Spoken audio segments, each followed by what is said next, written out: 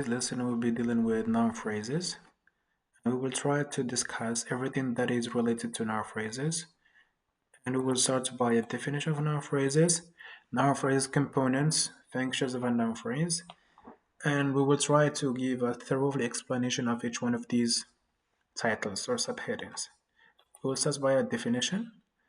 Noun phrase is a group of words that can occupy the same spot as a single noun or pronoun in a sentence.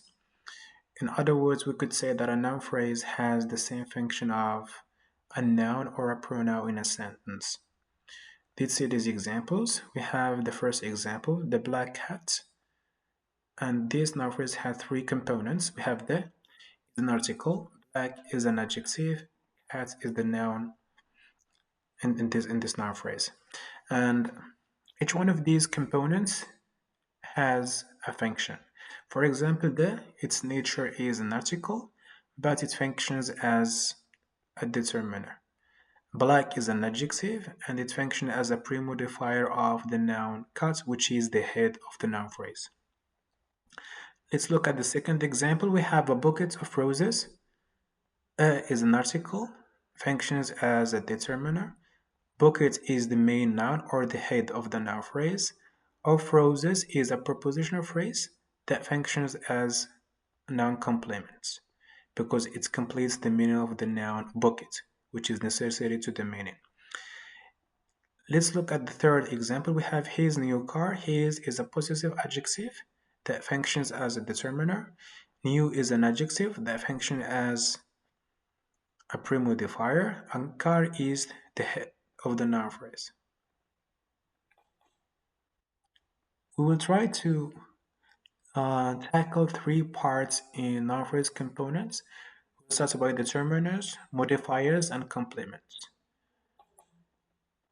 A determiner is a word that determines or limits the meaning of a noun. And determinants can be categorized into three types. We have central determiners, predeterminers, and post-determiners. For example, look at this sentence. This sentence includes all three types of determiners. We have all the many beautiful flowers. All here is a predeterminer. The is a central determiner. Many is a post-determiner. And beautiful here is an adjective that functions as a pre-modifier of the noun flowers, which is the head of the noun phrase.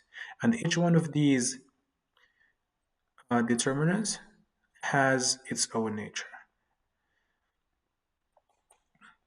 It starts with central determinants. In central determinants, we could find different types. We have articles, definite or indefinite articles. We have, for example, a cat is sleeping, the sun is bright, I need an umbrella. These articles here function as central determiners. And we have also demonstratives, this, that, these, and those. Look at these examples. We have this book is interesting, those cars are expensive, that idea is great. These demonstratives also function as central determiners. And we could also find numerals. Numerals we have 2, 5, and 10. These are just examples. Look at the sentences. We have I have 2 books. She bought 5 apples. There are 10 chairs in the room. These numbers function as central determiners. We could also find possessive or possessive pronouns. For example, my brother is tall. My here is a possessive pronoun that functions as a central determiner to the noun phrase my brother. Is that her phone? Her here is a possessive pronoun that functions as a central determiner.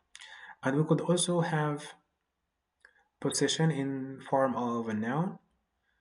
For example, we visited Maria's house. Maria's here is a possessive that functions as a central determiner. It determines which house are we talking about. And we could also find quantifiers, some, any, many, few, several. Let's look at these examples. We have there are many reasons to stay. Few people attended the event. Do you have any questions? These quantifiers in yellow function as central determiners. And we could also find WH determiners, or we could say WH words can also function as sensory determinants. For example, we have whose coat is this? Which color do you prefer? What options are available? These WH words can also function as sensory determinants. In some cases, we can find another type of determinants which is a bit hidden. Let's look at this example. We have tables are made of wood. In this sentence, we have the subject which is tables, and it is countable plural noun. And when we talk about countable plural nouns, they are most of the time preceded by a type of article which is the zero article.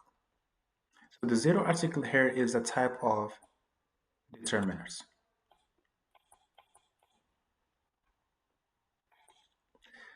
So we have predeterminants. Predeterminants are determinants that occur before a determiner, that occur before a sensory determinant. They are used to express a proportion, such as all, both, or half of the whole indicated in the noun phrase.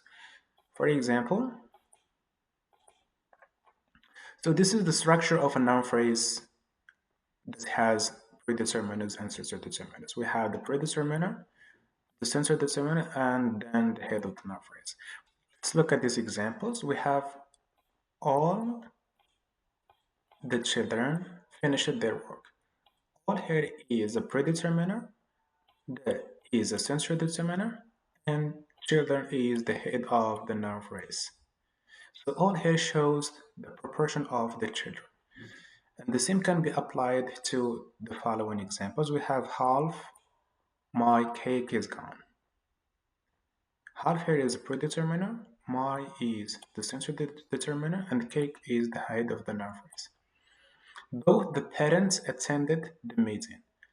Both predeterminer, the is a sensory determiner, it is a definite article, and here we have possessive pronoun, and here also we have a definite article. We have parents, both the parents attended the meeting. Parents here is the head of the noun phrase.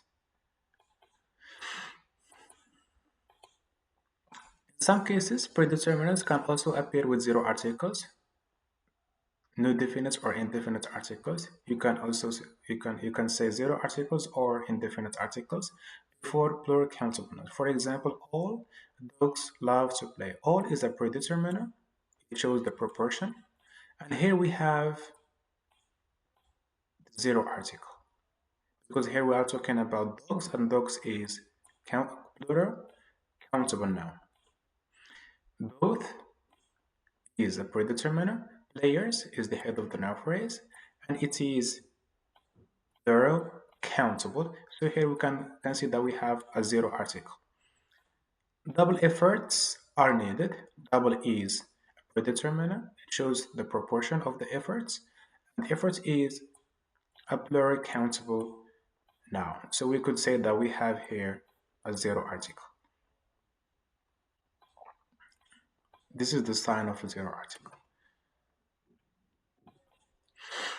Now let's move to post-determinants. So we have seen predeterminants, sensory determinants, and now we are going to see post-determinants. So basically, post-determinants are words that appear after sensory determinants in a noun phrase. Predeterminants come before, and post-determinants come after. So this is the structure of noun phrase with post-determinants. We have the sensory determiner, post-determinant, and then the head of the noun phrase. For example, we have the last day of work. This is a noun phrase. The is the sensory determiner, last is a post-determiner, and day is the head of the noun phrase. So now we are going to see what we could have as post-determiners. So we can have cardinal numbers like 1, 3, 5. For example, I saw 3 birds. Here 3 is a cardinal number and it functions as a post-determiner. Birds is the head of the noun phrase and it is a plural countable noun. So here we could basically say that we have a zero article as sensory determiner. The same can be applied to this example. We have she owns 5 books. 5 is a cardinal number. Books is the head of the noun phrase, and it is plural countable noun. And we could basically say that we have here a zero article that functions as a sensory determiner. And we could also find ordinal numbers. Ordinal numbers are numbers that help us to to do the order, or to organize a list of things. For example, we have this is my first job. So job here is the head of the noun phrase. My is the sensory determiner. It is a possessive pronoun, and first is a post determiner because it comes after the sensory determiner. He won the second place. We need here the. He won the second place. So there is sensory determiner. Second is a post determiner, and place is the head of the noun phrase.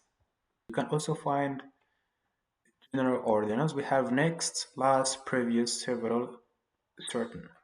For example, the last day was memorable. We have the definite article, which functions as sensory determiner. We have last, a general ordinal, that function as a post determiner, and we have they is the head of the noun phrase. We can also find quantifiers. Quantifiers like many, few, several. We have the is the sensory determiner, and we have few as post determiner. The few students left were dedicated. I have many ideas. Here many is post determiner, and we have zero article because here we're talking about ideas. It is countable plural noun because we have the s here. And we can also find multiple post determiners. Let's look at these examples. We have my next two projects are challenging. We have my possessive pronoun that functions as sensory determiner, and we have next and to function as post determiners. Now let's move to modifiers. So a modifier can be defined as a word or group of words that optionally, oh, this is the key word in this definition, precedes or follows ahead of the noun phrase. So basically in modifiers we can talk about two different types of modifiers, either those who precede or follow the head of the noun phrase, which means pre-modifiers or post-modifiers. And going back to this word optionally, which means that a modifier can be omitted and the meaning cannot be affected. So in modifiers, we have adjective phrases or participles, either past participles or present participles. This starts with adjective phrases. So the adjective phrase preceding the head is called an attributive adjective because it attributes, it gives a quality to or describes the head of the noun phrase. For example, we have here a beautiful house. Here, let's first identify the head of the noun phrase, which is house. And we have a beautiful. Here is the adjective phrase. Here, the adjective phrase can be omitted and still have meaning. For the second example, we have a red car. Car is the head, and red is an adjective phrase that functions as a pre-modifier of the noun car. Adjective phrases may have these forms. Either they can be in form of an intensifier plus adjective, as in he is a very energetic boy.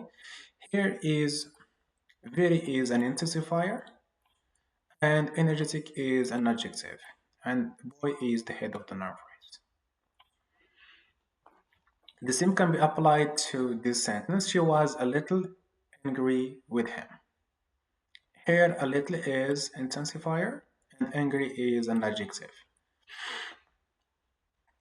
Or it can be in form of adjective plus adjective.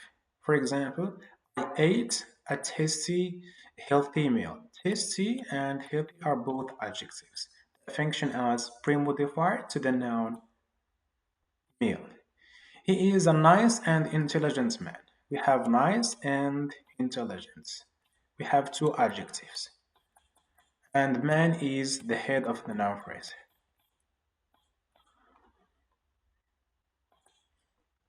Participles.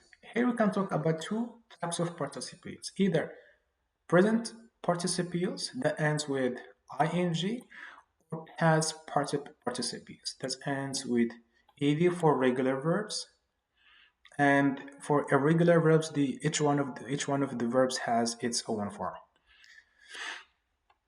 Let's look at these examples. We have progressive present participle. It denotes an ongoing or temporary action of the head. For example, the approaching train. Here, approaching is a premodifier to the noun train. And we have the is a definite article that functions as a determiner. We have the running girl. Running here is a present participle that functions as a premodifier to the noun girl. It describes the action of the girl. The same can be applied to this example. We have the barking dog. Barking here is the present participle that denotes an ongoing or temporary action of the head. It describes the action of the dog here. It's barking. We have past participles. The past participles denotes a completed passive action or permanent state. For example, a faded dream. Here, faded describes the action that has already taken place, that has already completed. A broken glass. Broken here describes the glass. It is a passive state. We have a completed or complicated exercise. Complicated here is a past participle that functions as a pre-modifier. It modifies exercise. And as we said in the first slide, we could omit these pre-modifiers and the meaning still can be understood. Now let's move to post-modifiers. A post-modifier is a word or group of words that follow the head of the noun phrase. It takes varying forms. We can have prepositional phrases. For example, the man in black. We have the central determiner. Central determiner. Man is the head of the noun phrase. And in black is a prepositional phrase that functions as post-modifier because it comes after the head of the noun phrase. The cats on the chair. We have the same central determiner. Cat is the head of the noun phrase. And on the chair is the prepositional phrase that modifies the head of the noun phrase, which is cat. And we can also have adjective phrases. Adjective phrases is a bit ambiguous, but in the second slide we have an explanation for this. We have the students present, the man responsible. So basically, adjective phrase is a form of clause that is shortened to this form. Let's look at the explanation. So a post-modifying adjective phrase is known as post-posed or post-positive. It is in fact a reduced relative clause. So the first example was the students present. So this is the full form of the phrase, which is the students who are present. So who are present was reduced to only present. The students present. The men who are responsible. It was only the man responsible. So this was the fall from the men who are responsible. So as we said, we can find prepositional phrases or adjective phrases as post modifiers. We can also find relative clauses, either finite clauses or non-finite clauses. Finite clauses, like for example, students who have no previous experience. So who have no previous experience is a finite clause because the verb here is conjugated. Non-finite clause, they can be in three forms, either to infinitive clause or ing clause or ed clause. The next flight to arrive. So to arrive here is non-finite clause in form of to infinitive clause. Example, the girl speaking fluently.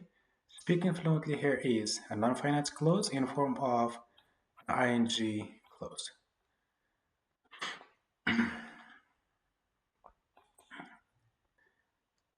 Let's move to the last thing that we can have as a post modifier, which is apposition. So this is here is a simple definition of apposition. Appositives are two words, clauses, or phrases that stand close together and share the same parts of the sentence. They are in apposition. In fact, an appositive is very much like a subject complement, but without the linking verb, which is verb to be. So let's look at these examples. In this sentence, we have subject complement. We have my brother is a boxer. Here we have the linking verb. This is the subject, noun phrase, and this is the subject complement. It completes the meaning of the subject. This is a noun phrase and this is a noun phrase. This functions as a subject complement and this functions as the subjects. And here we have the linking verb. The difference between subject complement and appositive is that we have a linking verb in subject complements, but we don't have it in appositive. My brother, the doctor, travels a lot. So we have here a noun phrase, and here we have possessive pronoun, and this is the head of the noun phrase, and this is the appositive, the doctor travels a lot. Now let's move to noun phrase complementation. Noun phrase complements are words, phrases, and clauses that complete the meaning of a noun or a noun phrase. So this is the keyword. They complete the meaning. They are necessary to the meaning of the noun or the noun phrase. What is the difference? Modifiers describe or add details. So this is the keyword. They add details about a noun, which means that they are optional. We can omit them and still have a complete meaning. For example, a beautiful painting. Here, a beautiful is a modifier in form of an adjective or an adjective phrase, and it describes the painting. As we said that it is optional, so we can drop it and still have a complete meaning. Whereas complements are necessary to complete the meaning of the noun phrase. For example, the belief in ghosts. In ghosts, here is noun phrase complements in a form of a preposition or prepositional phrase, and it is necessary to the meaning of the head of the noun phrase, which is belief. If we drop in ghosts, the meaning is affected. There is no complete meaning. So there are two main types of noun phrase complements, either prepositional phrases or noun clauses. Let's start with the first one. Prepositional phrases as noun phrase complements. A prepositional phrase starts with a preposition like of, in, for, about, or with, or any other preposition, and is followed by a noun phrase, or clause. For example, my love for music keeps me happy. So for music here is a prepositional phrase that functions as complement. It is necessary to complete the meaning of the noun phrase, which is my love. So imagine if we drop this prepositional phrase, we will have my love keeps me happy. So we don't know which kind of love we are talking about. The same can be applied to these sentences. We have his fear of the dark makes him nervous.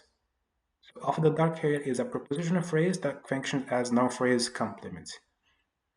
And the same for this phrase. We have the reason for the delay was the bad weather. In each example, the prepositional phrase completes the meaning of the noun before it.